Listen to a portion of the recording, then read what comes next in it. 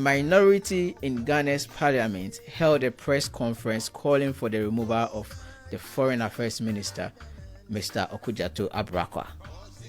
What was their claim? Simple, that Ghana is somehow being punished by the United States of America through a pause in visa processing. Supposedly because the minister this is one of the most ridiculous reasons they could cite, that the minister has firmly responded firmly to the mistreatment of some Ghanaians in Israel. Let me pause here for a minute.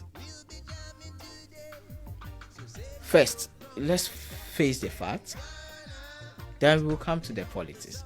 But let's face the fact. The US visa processing pause is affecting over 70 countries, not Ghana alone. So to suggest that Ghana is being paused or punished because we defended our dignity is frankly misleading. But not just that, it is intellectual dishonesty at its worst. Second, and more importantly, I think this is the most important thing, even if Ghana was being punished for being firm or standing on its diplomatic grounds by also retaliating what has been done to its members of parliament who were on official assignment and was arrested, detained in Israel, by also sending back Israelis who has arrived in Ghana. There is no crime in it. What is the crime here? I think that the Honorable Foreign Minister have defended our dignity in all sincerity. My question is, what did the minority expect? For the Honorable Minister to sing praises? Oh, Israel, oh my crown. Is that what they wanted? Or they wanted him to remain silent? Or bow politely while our dignity was being trampled by the Israelis? If defending Ghanaian officials is now a diplomatic offense, then perhaps the problem is not our minister, but the mindset that believes that African dignity must always be negotiated. The mindset of the minority is what I'm referring to, that believes that our dignity, the Ghanaian dignity, must always be negotiated for. You see, in the history of Ghana, the political tradition today that forms the minority has always and consistently aligned with Western imperialism interest.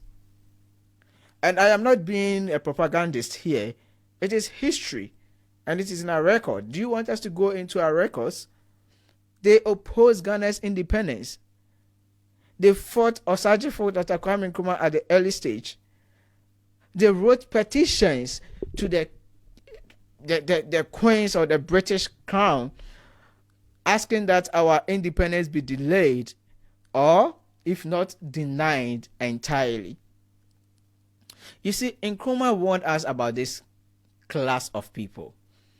In his book, Neocolonialism, he wrote that the greatest danger to Africa would not come from direct colonial rule, but from African elites. Unfortunately for us, our African elites who manage the state on behalf of these foreign people have metamorphosized into some kind of a political party. You know, Frank Fanon, somebody that many people might not be, he says that he calls them the National Bourgeoisie or Bourgeoisie. I don't know, I think it's a French word. He says, and he refers to them as an elite class that replaces the colonizer in form but not in function. They wave the flag of the country. In this sense, they wave the flag of Ghana. But in fact, they tremble or bow the moment a foreign power starts raising arms. We recently saw our former president in a meeting with European leaders where he was openly discussing Ghana and our neighbors, and as if like classroom students who have met, how do you call it, a class prefect who has met a headmaster and reporting his colleague students to the headmaster, almost suggesting as if that Belgium should, or this European should give him like support to go and fight his own class prefects or the classmates. I'm getting a little bit angry, so I'm gonna calm down. We have seen it recently that our former finance minister, which belongs to those political tradition, after being accused of wrongdoing, have absconded and is in the United States seeking protection from the United States. He doesn't want to come to the people that he supervised over to face justice. Now, instead of the minority defending Ghana's diplomatic position, they are effectively saying that our visa access to the United States is more powerful, or should be prioritized over the independence and integrity of Ghanaians. Now, this is the heart of the issue. This is not about visas. This is about neocolonial loyalty. These people are being loyal. You see, Frank Fanon again said something. This in one of his books, The Wretched Earth, I think so. He says, when African elites fear inconvenience from the West more than humiliation of their own people, independence becomes symbolic but not real. So Ghanaians must not be surprised. This is the same political tradition that has always chosen foreign approval over Ghana's self-respect. You know? And this, one thing they've not realized is that the Ghanaian people have given them the worst defeat in the history of the Fourth Republic. And we have rejected this kind of politics that they do. You know, it was not an accident that Ghanaian people voted against you guys overwhelmingly. It is a political memory, or it was a political memory.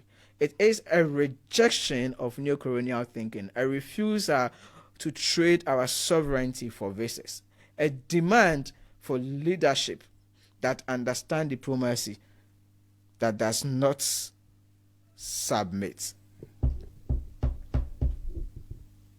To my fellow Ghanaians, both home and abroad, I am asking you that do not fall for this recycled fear that these people are starting again. Do not let anyone convince you that dignity is too expensive. Remember that our Sergeant for Dr. Kwame Nkrumah reminded us that we faced neither east nor west. We face forward. We have moved away from these people. And we are not going to go and commit the greatest treason ever, where the elite is trying to abandon the people. Let us choose Africa. Let us choose dignity. And let us choose leadership that do not apologize for defending Ghana. And so, Mr. Okudzeto Abrakwa, I salute you for what you did.